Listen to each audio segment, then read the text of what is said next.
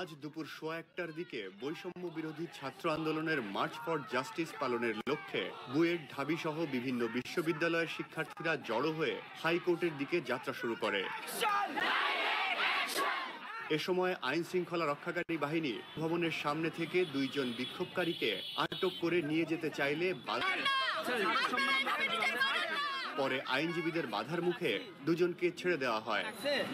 ভাই উনি assistant police commissioner, উনি আপনাকে বলতে ছাড়া দেবে, আর এর উপর বড় কথা নাই।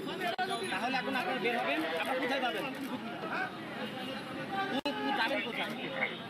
আপনি আপনি এদিকে যাবেন, আপনি আচ্ছা দুজনের দিক চলে যাবেন, যান, কথা বলবেন না। জাস্টিস কর্মসূচি পালনের লক্ষ্যে শিক্ষার্থীদের মিছিল শিশু একাডেমির সামনে গেলে পুলিশ তাদের বাধা দেয়।